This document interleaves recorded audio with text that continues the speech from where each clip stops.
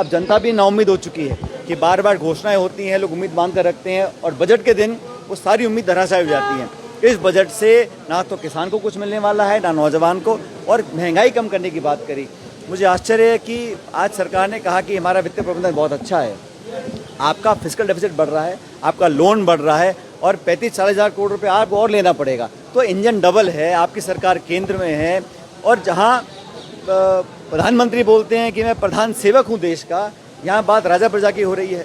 तो ये बड़ा अजीब तरह का मुझे बजट लगा। मुझे लगा नहीं कि यहाँ पर जनता की आवाज़ को सुना गया। यहाँ तक कि जो सत्ताधारी दल के प्रतिनिधि हैं उनकी भी बहुत सारी मांगे होंगी, उन पर कोई ध्यान दिया नहीं गया। मुझे बहुत ज़्यादा उम्मीद ना पहले नहीं थी, लेकिन आज भाषण सुनने के बाद मुझे लगा कि सरकार ने सिर्फ खानापूर्ति करी है, लंबा भाषण पढ़ दिया, लेकिन ऑन द ग्राउंड धरातल पर इनमें से कोई स्कीम कारगर साबित नहीं होंगी। और जो लोग आज परेशान हैं, जो किसान, कृषक, नौजवान, हमारी गृहिणी, महिलाएं, मध्यम वर्ग है, उनको कोई राहत सरकार ने दी नहीं है। राहुल गांधी संसद में बोल रहे हैं, उन्होंने कहा बराबर की डील करती अगर कांग्रेस होती तो। ये जिस तरीके की राहुल गांधी बिल्कुल सच कह रहे हैं। अमेरिका के साथ हमने परमाणु करार किया था, अपनी शर्तों पर किया था और दुनिया ने हमारा उस टाइम वर्चस्व देखा था।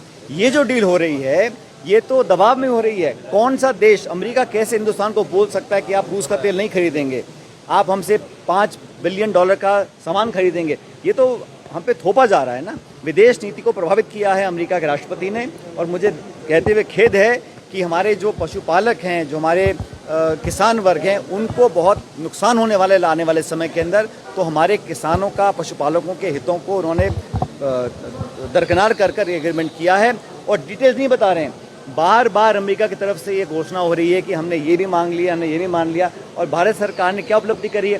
पहले हमारा टैरिफ 3, 4, 5% था, उसको 50 कर दिया, अब बढ़ा के 18 कर दिया।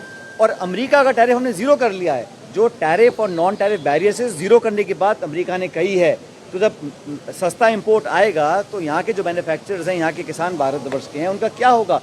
खासकर सोयाबीन के और कॉर्न के जो हमारे किसान हैं, उनको बहुत नुकसान होने वाला है। ये ट्रेड डील जो है दबाव में की गई है। और राहुल गांधी जी जो बोलते हैं, मैं समझता हूँ वो हमारे देश के हितों की बात को रखते हैं। उनको सदन में बोलने नहीं दिया गया था, वो बहुत दुर्भाग्यपूर्ण इंसिडेंट था। अरे हम किसी से भी खरीदें, ये हमारी विदेश नीति है। जहाँ हमको लाभ होगा, जहाँ हमको अपने स्ट्रेटेजिक इंटरेस्ट दिखेंगे, हमेशा से भारत करता। पहले भी गैर कांग्रेस सरकारें थीं, देवेगौड़ा जी थे, वाजपेयी जी थे, लेकिन इस सरकार ने जानबूझ के भारत की विदेश नीति, भारत के स्ट्रेटेजिक अफेयर्स, भारत के एनर्जी नीड्स को कॉम्प्रोमाइज़ किया है। और मैं नहीं समझता हूँ कि दुनिया का कोई मुल्क भारत को बोल सकता है कि आप यहाँ से तेल लीजिए, नहीं लीजिए। हम ईरान से लें, सऊदी अरेबिया से लें, रूस से लें, वेनेजुएला से लें, हमें कहा गया है कि आप रूस से नहीं लेंगे और वेनेजुएला से लेंगे, चाहे हमें ज़रूरत हो या ना हो। और ये जो इस तरह की विदेश नीति से कॉम्प्रोमाइज़ किया गया है, ये मैं समझता हूँ उसके बहुत दूरगामी प्रभाव पड़ने वाले हैं।